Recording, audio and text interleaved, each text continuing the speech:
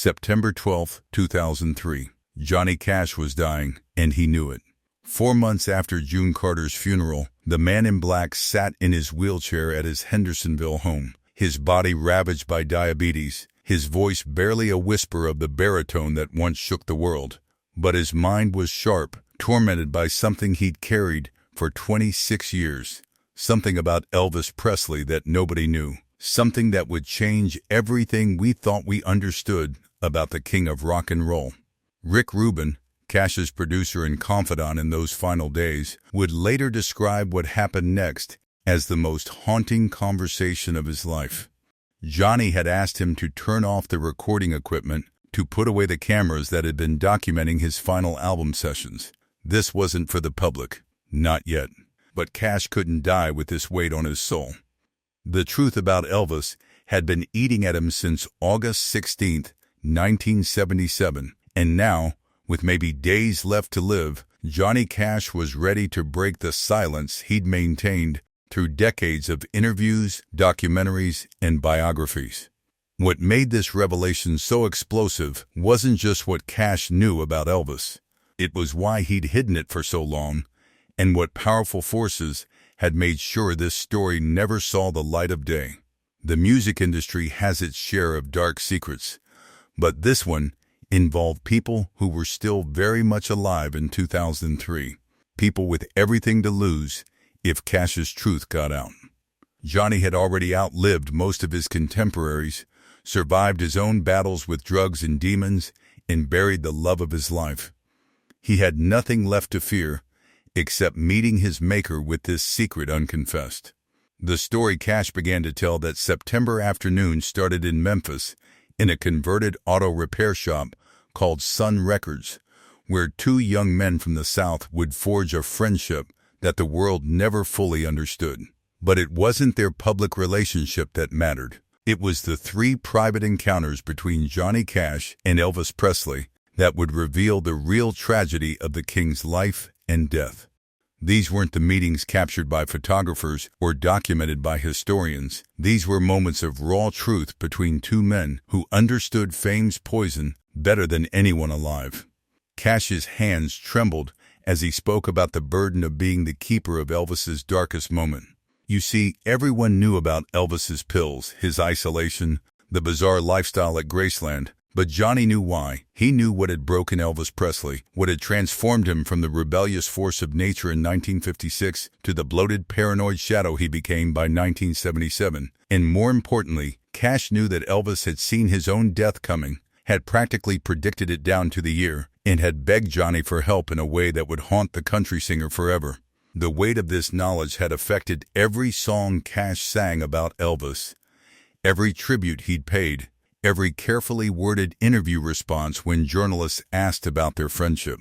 Watch those old interviews now, knowing what Cash revealed in his final days, and you'll see it in his eyes. The struggle of a man desperate to honor his friend's memory while knowing he was participating in a massive cover-up. The same machine that had created Elvis Presley had destroyed him, and Cash had watched it happen, powerless to stop it, sworn to secrecy by forces bigger than both of them. As Johnny's voice grew weaker that September day, he made one thing crystal clear. This wasn't about scandal or selling records or settling old scores. Elvis had been dead for over a quarter century. This was about setting the record straight before Cash joined him. It was about justice for a friend who'd been portrayed as weak, self-destructive, and ultimately responsible for his own demise. The truth, according to Cash, was far more sinister. Elvis Presley hadn't just died, he'd been systematically destroyed by the very people who claimed to protect him. And Johnny Cash had evidence that would shake the music industry to its core.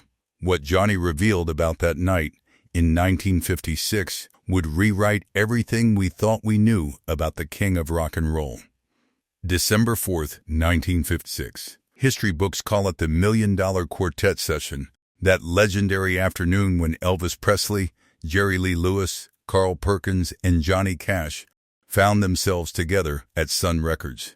The photographs from that day show 4 young men around a piano, seemingly casual, captured in what appeared to be a spontaneous jam session. But those pictures, now famous worldwide, only tell half the story. What the cameras didn't capture was what happened after Sam Phillips stopped rolling tape, after the reporters left, when Elvis asked Johnny to stick around. That conversation, lasting barely an hour in Sam's empty office, would become the foundation of a secret that bound these two men until death. Elvis was 21 years old and already the biggest star in America. Cash, at 24, was still climbing, still hungry, watching his younger friend navigate fame with a mixture of admiration and growing concern. But that night, as Memphis grew dark outside the studio windows, Elvis dropped his guard completely. The swagger was gone, the sneer disappeared, and what Johnny saw was a terrified kid who'd already figured out that he'd made a deal he couldn't escape. Elvis told Cash something that night that would have destroyed his career if it had gotten out in 1956. Something about Colonel Tom Parker that even Sam Phillips didn't know yet. The Colonel had only been managing Elvis for a year, but already the cage was being built. Elvis revealed to Johnny that Parker had gambling debts that ran deeper than anyone imagined, debts that made Elvis not just a client, but collateral. The money men behind Parker weren't music industry executives. They were people who collected debts in blood, who saw Elvis as a golden goose that would pay Parker's markers for decades to come.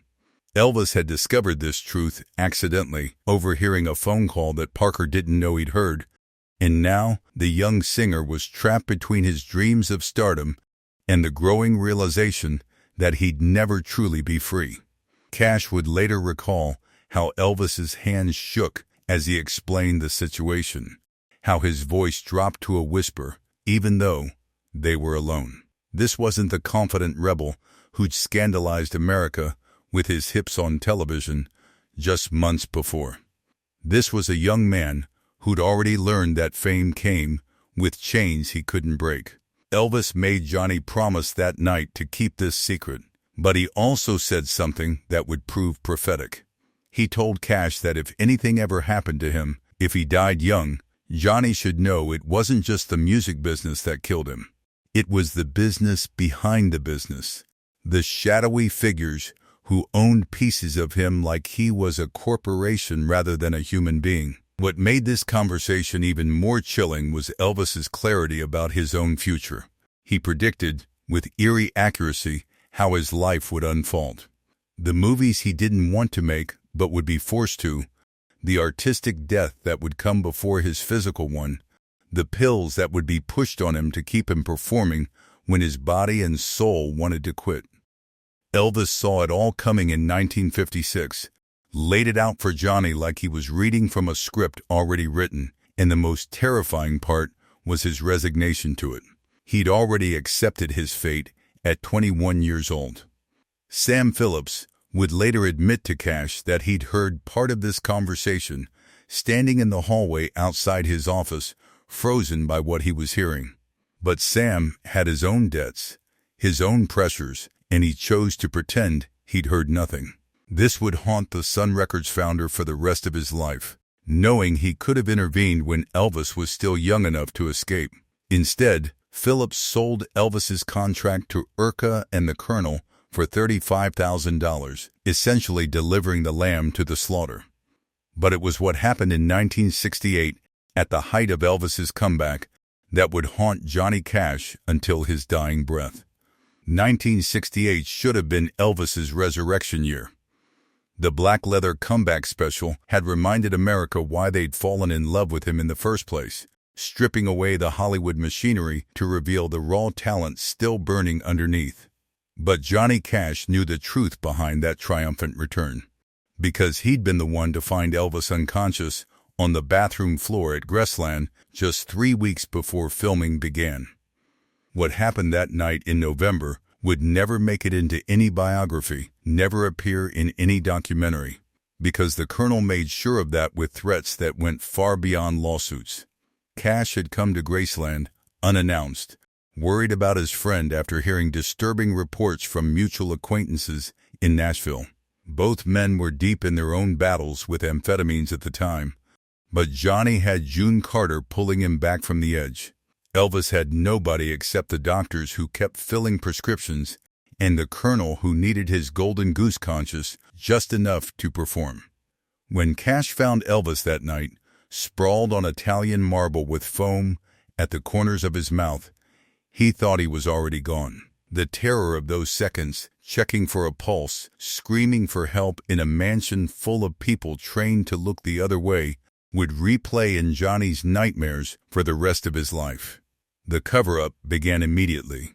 Dr. Nick, Elvis's personal physician, arrived within minutes, almost like he'd been waiting for this call.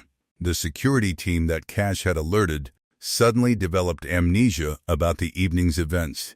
And then Colonel Parker himself showed up at 2 a.m, not to check on Elvis, but to have a very specific conversation with Johnny Cash. That conversation, held in Elvis's office while the king lay sedated upstairs, was less a discussion and more a series of threats wrapped in cigar smoke and false concern. Parker knew about Cash's own drug problems, knew about every arrest, every close call, every moment of weakness. He made it clear that if Johnny ever spoke about what he'd seen that night, the world would hear a very different story about the man in black. But it was the second part of Parker's threat that really shook Cash. The colonel had connections that went beyond the music industry, beyond even the mob figures everyone suspected he was involved with. These were people who could make problems disappear, and Parker made it crystal clear that Johnny's family, June included, could become problems that needed solving. The most heartbreaking part of this story was what Elvis said when he finally came to, when Cash was allowed to see him briefly before being escorted off the property. Elvis grabbed Johnny's hand with surprising strength and whispered that he knew exactly what he'd taken, knew exactly what he was doing. This wasn't an accidental overdose. This was a practice run. Elvis's way of seeing if anyone would actually try to save him or if they just let him die. The answer terrified both men. If Cash hadn't shown up uninvited, if he hadn't forced his way past the gates, Elvis Presley would have died in 1968, and the official story would have been natural causes or exhaustion. June Carter tried to organize an intervention after Johnny told her everything, reaching out to the Memphis Mafia, to Priscilla, to anyone who claimed to love Elvis. But the wall around the king was impenetrable. The colonel had convinced everyone that Cash was projecting his own addiction issues onto Elvis, that Johnny was unstable and jealous of Elvis's comeback. The brilliance of the manipulation was how Parker used Cash's real struggles with pills to discredit his attempts to help. Who would believe a drug addict trying to save another drug addict? By 1976, when Cash saw Elvis for the last time, the transformation was complete. The bloated figure who hugged him backstage in Las Vegas was barely recognizable, and the desperation in Elvis's eyes was mixed with resignation. Elvis pulled Johnny close and said something that would echo in Cash's mind until his own death. Johnny's voice cracked as he revealed Elvis's final words to him, words that proved Elvis knew exactly what was coming. "Johnny, I'll be dead by 42. Write me a song when I'm gone, but tell them the truth when you're ready to join me." Those were Elvis's last words to Cash in Vegas, 1976, spoken with such calm certainty that Johnny initially thought it was just the pills talking. But Elvis wasn't high that night. He was crystal clear, more lucid than he'd been in years, and he proceeded to tell Cash exactly how it would happen. Not the when, but the how. The bathroom, the heart failure, the cosmic joke of dying on a toilet like a medieval king. Elvis had been planning his own death for months, not as suicide but as the only escape from a contract that wouldn't end until he did. The financial prison Elvis described that night was more elaborate than anyone outside his inner circle could have imagined. The colonel didn't just own a percentage of Elvis's earnings.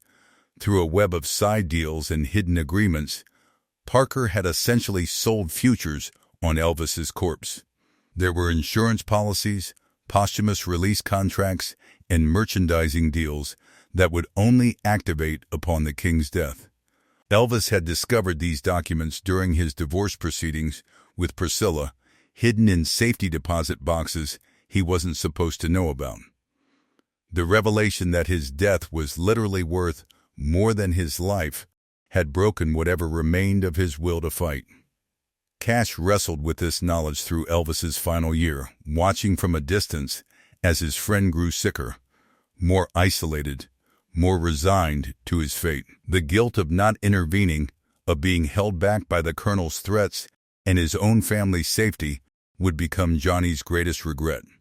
When news of Elvis's death reached him on August 16, 1977, Cash locked himself in his bathroom and wept, not from surprise, but from the crushing weight of inevitability.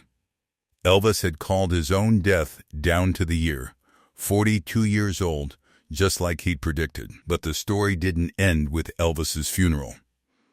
3 weeks after the burial, Cash received a package with no return address, postmarked from Memphis the day before Elvis died. Inside was a letter in Elvis's handwriting, rambling at times but coherent enough to serve as a confession and a goodbye.